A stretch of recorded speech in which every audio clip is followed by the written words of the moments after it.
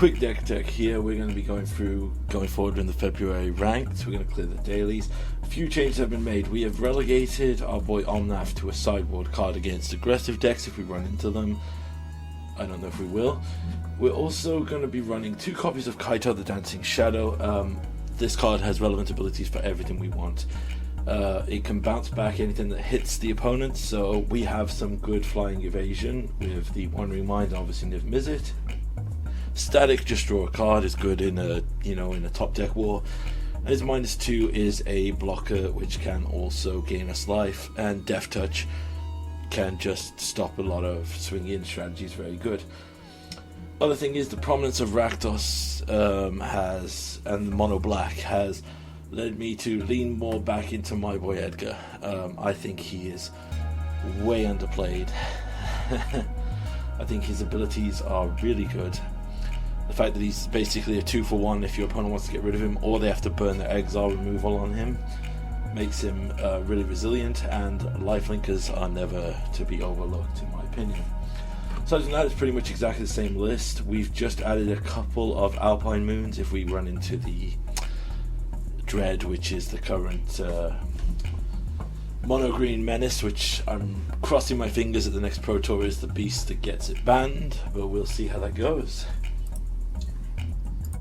Alright, post commentary into the first match.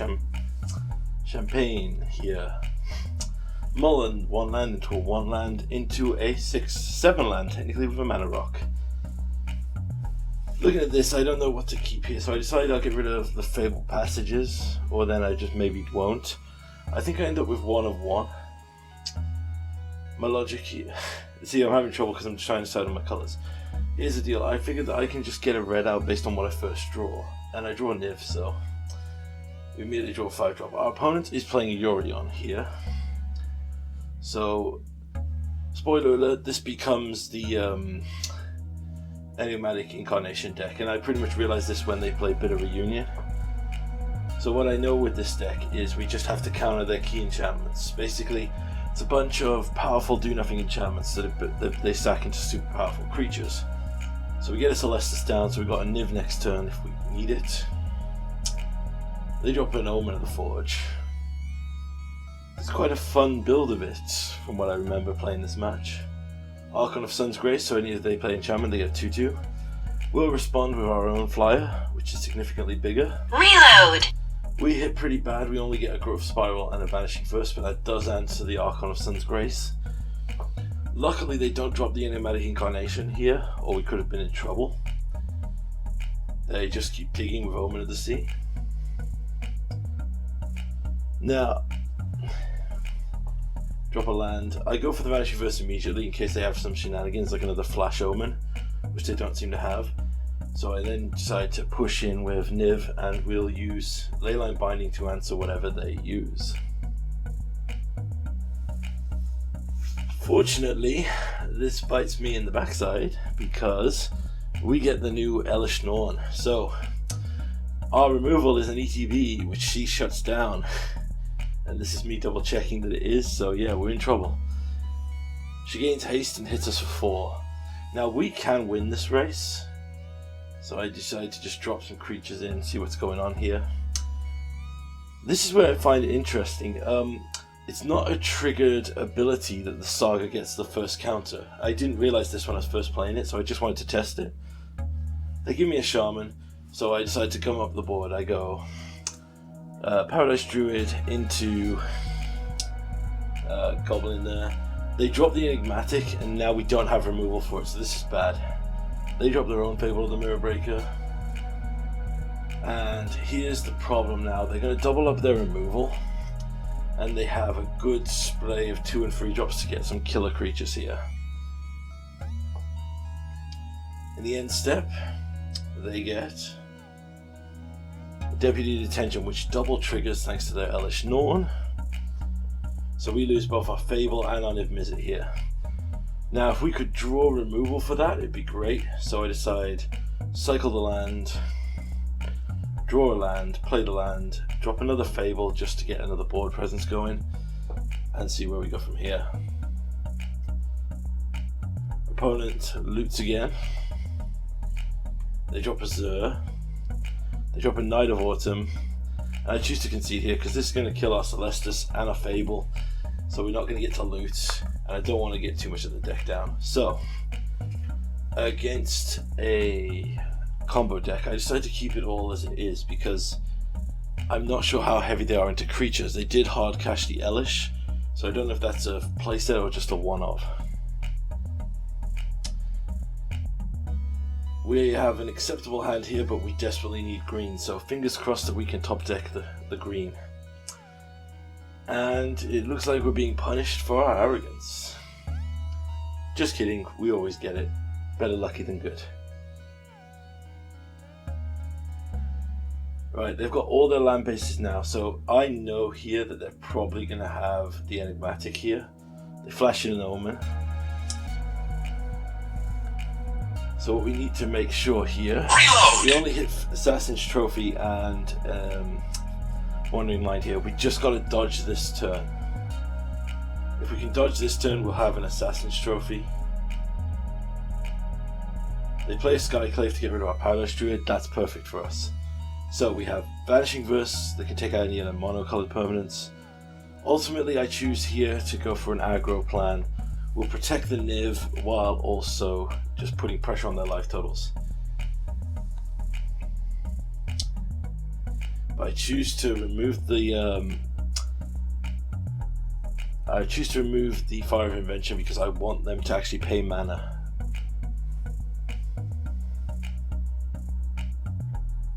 Opponent goes into tank here for a little bit. They probably had a turn plat out where they could cast 2 4-drops for free. Alright, they Omen. And they Omen again. Wow.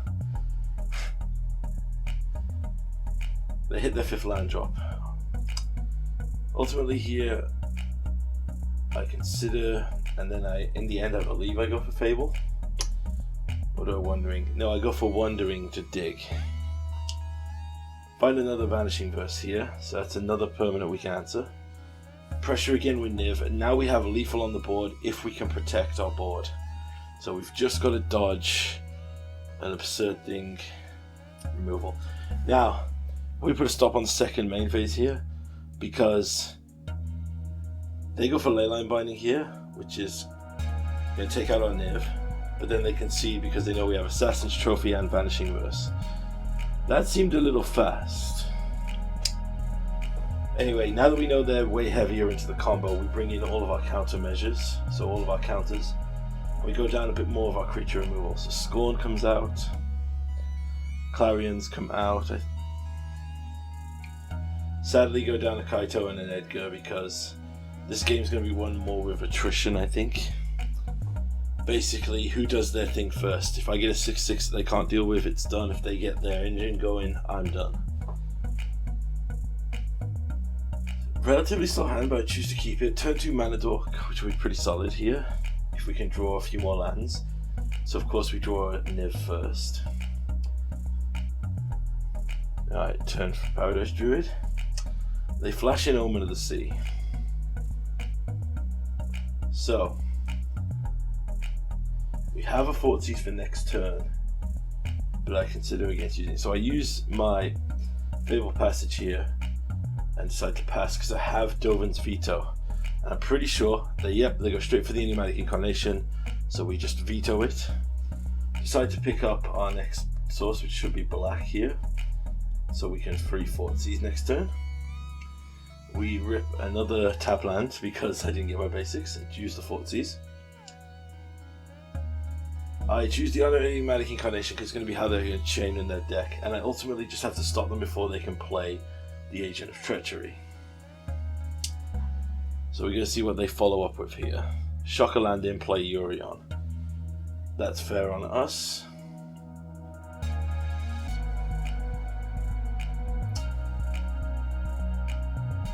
Ultimately decide not to do anything here. We play a Triome. Reload our Niv.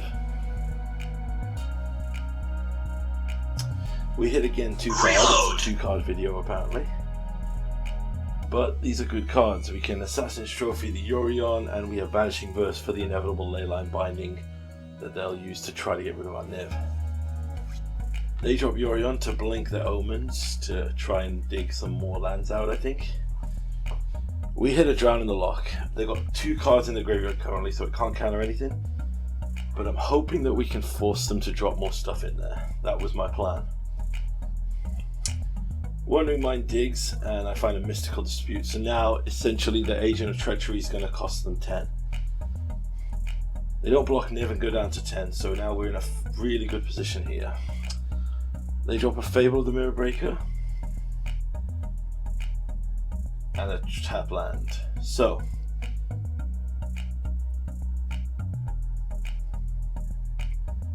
we untap. I choose to go for Assassin's Trophy here on the Yorion. If they take the hit off Niv and the Wandering Mind here and go down to 2, we can Kolaghan's Command kill them in the end step. However, that's assuming they don't Leyline Binding, but of course they do. And this is the inevitable problem with Leyline Binding. If we can kill it, we get our ETB again, and our ETB is pretty damn good. They cycle in their end step to draw another land. They're up to 4 cards in the graveyard. They discard 2, they go up to 6. This is great now. We can counter a Leyline Binding. So we can Vanishing Verse in their end step. But this leaves us in a very interesting position. They swing in and get a treasure. We go down to 16.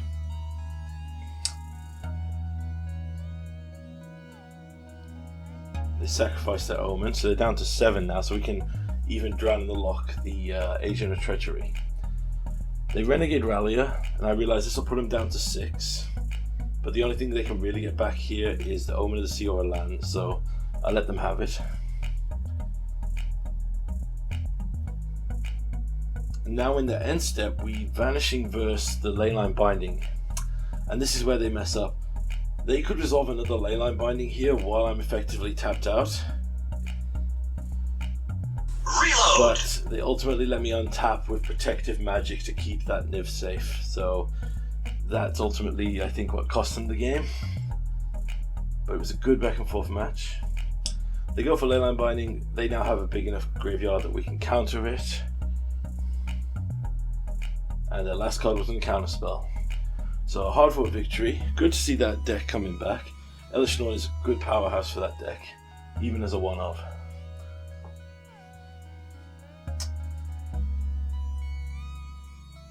After spending all my money on Phyrexia, I was just clearing out the dailies here, so we'll just run another match. As you can see in that one, we didn't see a single new card. But we get Big O Lobo. And we keep a hand with 5 lands, a Scorn, and a board wipe. So let's hope for a creature-based deck. They drop a blue-black land, which doesn't look great for us. They play an Underground River. Underground Sea, what is this, Legacy? I choose to deploy a Fable here because I want to thin out my deck. I'm drawing too many lands. I grab a blue so that I have access to Growth Spiral or Tyrant Scorn depending on their actions. And they play one of the new Phyrexian cards. This is Proliferate Control. Just cut it out here. Where basically they want to give me a toxic counter and literally use a combination of cantrips and control spells to proliferate me to death. I don't think the deck is quite there yet, but it's a very cool concept. Corrupted card to draw 2. Goes for 40s. In response, we go and drop a land into play. I'm holding on to the Triumph for the cycle ability here because we've got enough lands. Something I'm trying to be more conscious of. They take one of our removal spells and we resolve an Edgar, which for a blue-black deck without much exile I think is going to be an issue for them. And they concede because they obviously didn't like their hand. I bring in Fortsy's standard control package, basically the same mirror as the previous one. When looking for cuts, I decide Clarion won't really cut it. I'm going to take out most of, if not all of the board wipes here, and selective removal. Now I know Scorn can be fun with the interaction with our decks, but it's just not quite there, I don't think.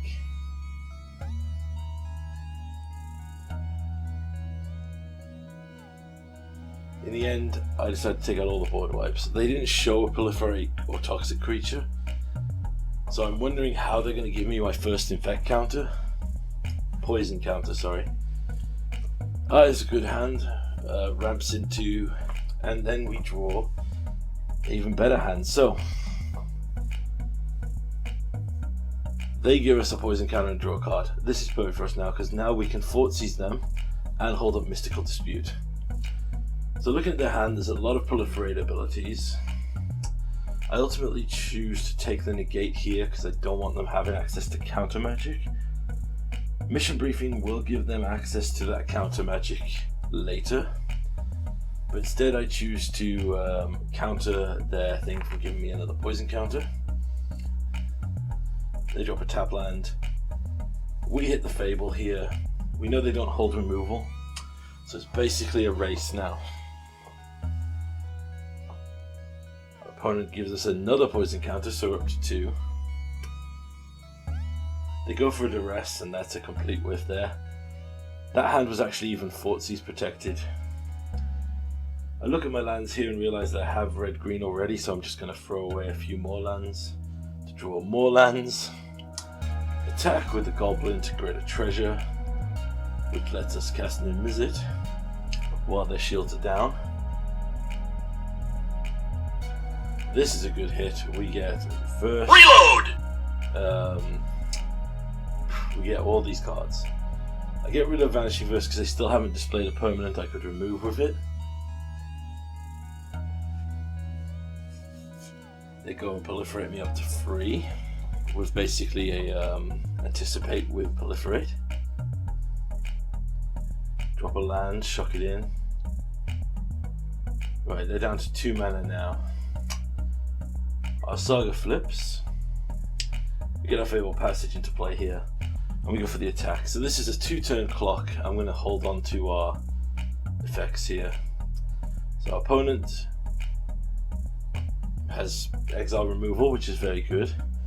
Fortunately, we get him down to 8 and then pass. Thin out our deck and they concede because they must not have another removal spell. There's a cool deck concept there for that gentleman. It's nice to see people experimenting with it. I'm scared of the completed version of that, ironically, the completed version, but we'll see. And with that, we'll have a bonus game since I can't draw a Kaito to show off the interaction. We're playing Sparky here, so we're just literally going to play this in 4 times speed. But I want to show proof of my concept of why I'm excited for Kaito in this deck. So, Wandering Mind to dig for Kaito, no Kaito. We don't have to worry about Sparky doing anything too crazy here, so we're just going to mess around. Since I've played these games, I've been playing more Kaito. I've put him in the Commander deck, I've put him in my Brawl deck, my Gladiator deck. Every time I've hit him, I've been impressed. Particularly now, I'm leaning towards playing more Wandering Minds and effects. It's genuinely impressed me. So ultimately, yeah. Started Phyrexia season, we got some good new toys. I still need to play with Tyvar and test him out in some Gigantha lists. But I don't think, unless I'm going for anything super strong combo wise, I don't think I'm gonna be going with that. Colligan's Command for a second Wandering Mind to once again not find a Kaito. Sparky just plays Defenders. I bring Urian into hand to blink my Wandering Mind to again dig for a Kaito. Our opponent even unsummons the Wandering Mind. sorry, Sparky even unsummons it, just wanting us to find Kaito. So, Wandering Mind. We don't find him, but we take a Celestus.